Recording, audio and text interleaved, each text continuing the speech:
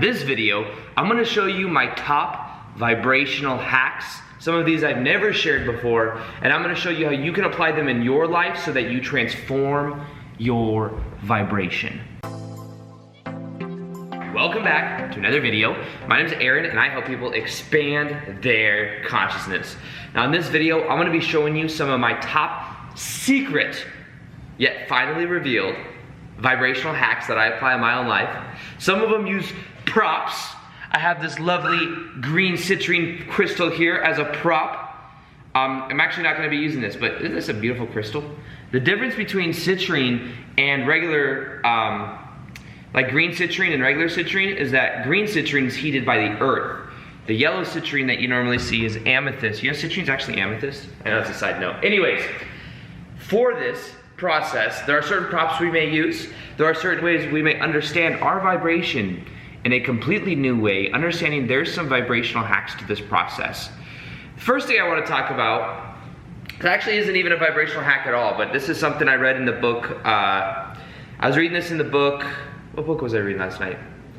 It was part of Autobiography of a Yogi. And what it made me realize is this power of something called entrainment. Entrainment. Our energy field, it syncs up and vibrates with similar energy fields as it's around. So you know when they say that you are the average of the 5 people you're around the most? It's not just because you're thinking the same thoughts as them and you're having similar conversations. It's because your energy fields literally start to resonate with each other. Whatever vibration they're putting out, somebody else then matches the frequency to that, whether they're aware of it or not. So when you see these enlightened gurus, like in the book Autobiography of a Yogi, where Paramahansa Yogananda, who is the yogi that's going through the process of enlightenment, when he is going through that process and him sharing his experience, he had a guru named Sri Yukteswar. Sri Yukteswar. I'm learning how to say that.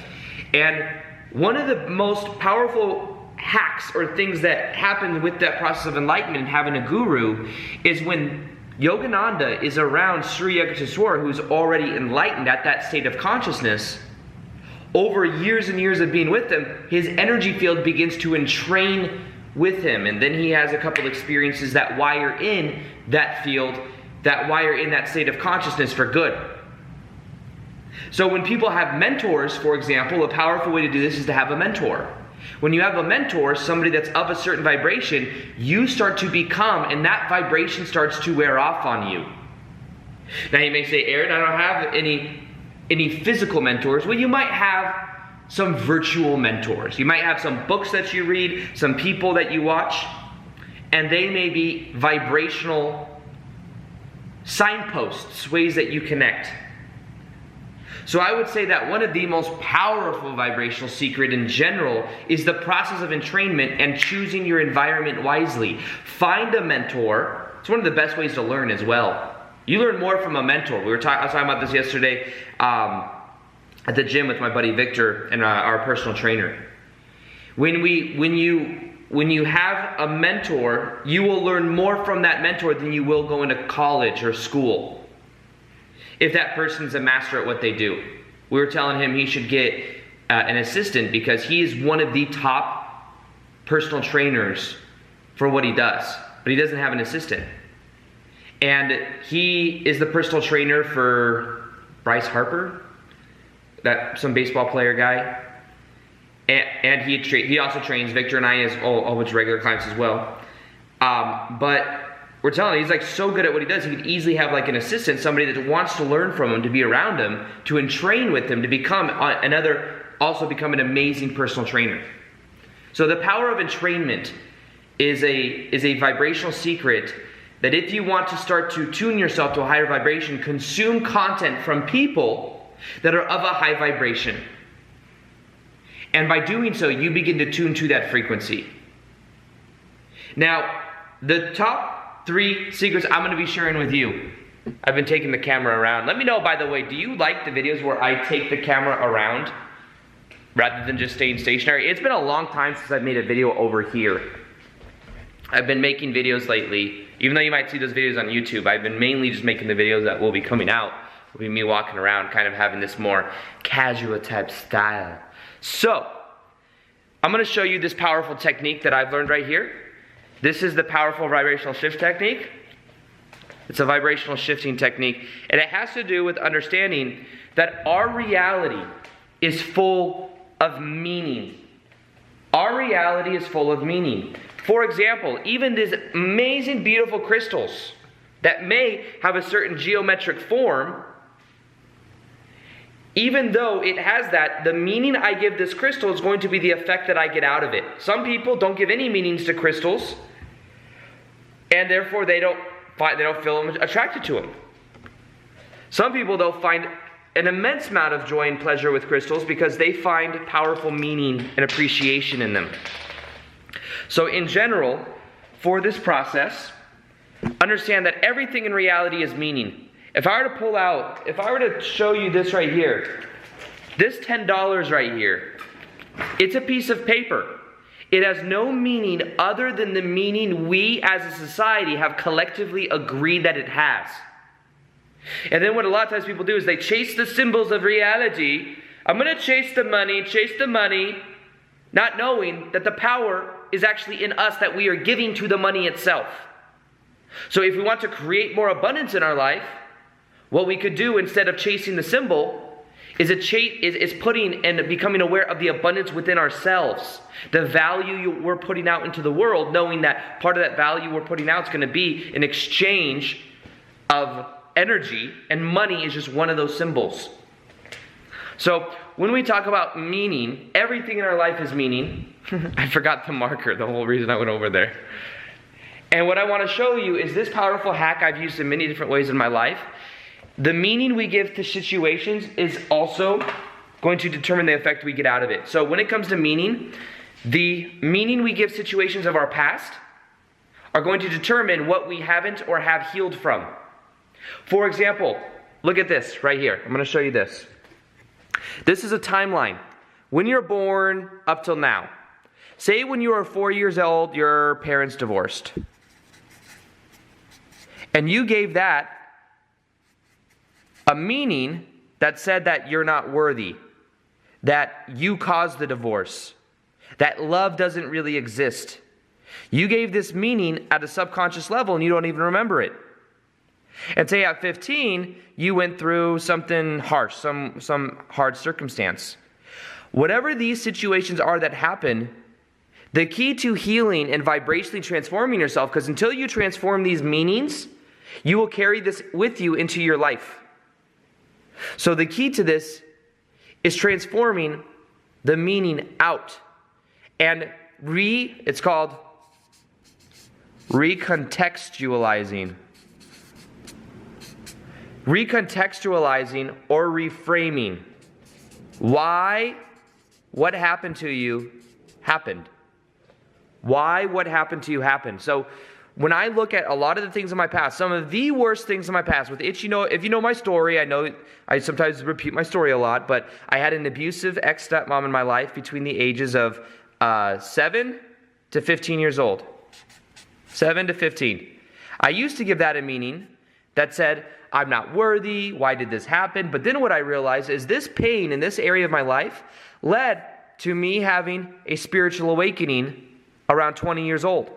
I may have not gone through that if it weren't for that. So re-looking at the meaning, reframing the meaning of it, of seeing how it actually served me, changed my life. And all pain we go through has some seed of positivity, of something that we grew from, something that we became more of. So this power right here of recontextualization and reframing works like magic. When you look at your past in this new way, you then change yourself in the present moment. You then don't carry those burdens from you anymore in the present moment. And it is a true way that you can begin to heal yourself, is by understanding the meanings you may have given things at subconscious levels. So that is an extraordinarily powerful technique. Now the next one I'm going to share with you is also very powerful. I've done 1 or 2 videos on it. I'm also going to show you link to one of the most powerful meditations I've made. And when I say that, it's actually more of like a meditational affirmation exercise that you can just listen to whenever you want, but it carries with it a certain frequency. It has to do with understanding anytime we want to change something on the outside, we must first change the inside and our own energy field. So for example, the way that this technique was founded or was really looked at was there was a doctor that realized he had 50 patients that were mentally ill. And what he did is he looked at these patients' files, did not actually meet any of them. He looked at their files, and what he did is he healed his perception of them within himself. And what happened was, even though he never talked to these people, they healed. And they were mentally ill before. What he did is he changed his perception of them, and through changing his perception of them and healing within himself, that healed his outer reality of his versions of them, which really goes into a play on what is really reality, if that is possible. Now this comes from a process called Ho'oponopono. Ho'oponopono is an ancient Hawaiian technique that works very powerfully. So powerful that you may not even have to actually meet the other people, but you realize everything inside of you is a reflection of you. So if you want to change anything outside of you, you change you first. So this Ho'oponopono process has to do with saying 4 key things. I'm sorry. Please forgive me. Thank you. I love you. And some people say, oh, you say I'm sorry. That sounds so low vibrational. I'm sorry. Forgiveness is the secret to healing. Forgiveness is the key to raising your vibration. Now what you're sorry for is your interpretation. Everything is divine energy. If that doctor were to look at his patients and see them as problems, he'd be creating them to be more of problems. Instead, he saw them and he took accountability for his perception, his labels of them, and he started to see them more as love, as gratitude. So you say, I'm sorry, please forgive me, which changes the vibrational and allows it to raise because you're doing forgiveness. You say, why would I forgive? Why would I ask for forgiveness? You're asking for forgiveness for what within yourself is that reflecting back to you? What within yourself is that reflecting back to you? Because if you don't like someone that's negative, then you probably don't like a part of yourself that's negative. Everything is reflection. And Ho'oponopono really taps into that. So thank you is a vibration of gratitude, and I love you is a recognition of the divineness of life. And Ho'oponopono is an extraordinarily powerful process. If you do it for 21 days and you say these affirmations with that intention, your life will begin to transform because your energy field will begin to transform. There's a meditation I'm going to link in the top of the description box below. Listen to it for 21 days. It's an exercise and meditation linked, and by doing so, you'll begin to transform your energy field and your whole entire life will begin to change from that point going forward. Read the comments to see what is possible of that video. It recently came out. And let's do it for 21 days. The consistency is in as you do it daily, it changes your identity. It changes the way that you show up. Now, one other thing I wanted to show you. So that's how you change anything on the outside, is you first off change your perception after you change it on the inside. Now, let me show you the most powerful hack that I've learned from meditation. And it has to do with a candle flame. Now, a reason a candle flame is right now, as I'm looking at you, if my eyes focus on this one point in the camera, it makes it very easy for me to focus. But if I'm always looking around, it's hard. My brain's always seeing new stimulation. It's hard for me to focus on one thing. Now, manifestation in general takes focus. It takes concentration and focus. And the more you concentrate or focus on a vision you have, the more you grow that within yourself. The more you grow that emotion, that feeling within inside you. So what I do, one of the hacks that I do is I stare. My dad would be so mad right now. My dad's a fire investigator. And anytime I do anything with fire, like the candle comes like this, he's like, he sees so many crazy things at his job, so it's funny. He used to always be like, when I used to live with him, he'd be like, I don't like you stared at the candle flame. I'm like, Dad, the only time the candle is on is when I'm staring at it. It's not like I go to sleep and the candle flame's still on. I'm staring at it, and then when I'm done, I blow it out. So it's like, there's nothing to worry about, you know what I mean? Okay, so let me show you this right here. I'm gonna turn this around. So this right here is the candle flame. As you look at this candle flame right now, you can even do this exercise. Just focus on it. If I can hold the camera still. what you'll notice is that your eyes no longer wander. And as your eyes no longer wander, your mind no longer wanders. And by staring at a candle flame and observing your own thoughts, you begin to neutralize your thoughts. You let them be there. And with your eyes on one singular point of focus, your thoughts become one singular point of focus, and you allow your thoughts to be. And what I do is I do this meditation of just staring at the candle flame every single day, and by observing my thoughts, I neutralize them, and I build concentration within me. You end up building a sense of willpower, and that willpower you can apply towards anything in your life.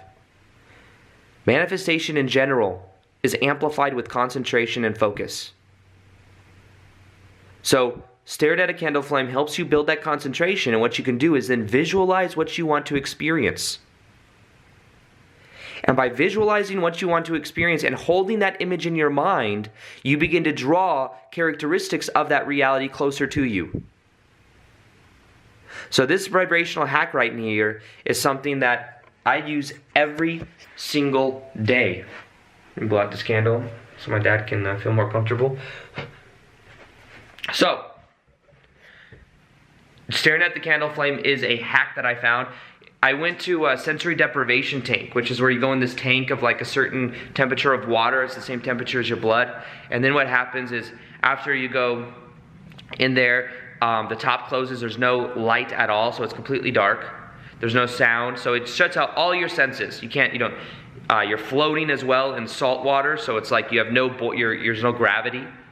And there was a guy that worked there, and I told him this thing. I said, try this thing when you open your eyes and you're staring, even though it's completely dark. Keep your eyes locked on like one spot. And when you do that, you go so much deeper into this meditation.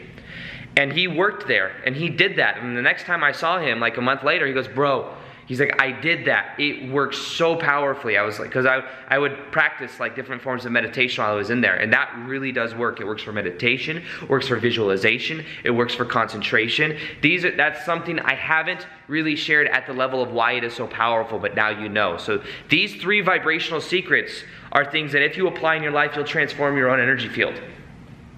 And the key is consistency over time of doing these. So that Ho'oponopono meditation, I mean it. 21 days, it changes the frequency of your energy field in general. And then it becomes easier and easier as that new identity to create the reality you want. So what is your vibrational secret? Do you have any ways you raise your vibration? Go ahead and leave it in the comments below. Other than that, I hope you enjoyed this video. Feel free to like this video if you liked it. Subscribe if you haven't already. Hit the notification gear so you can see the daily vids that I do. Other than that, as always, peace, much love, and namaste.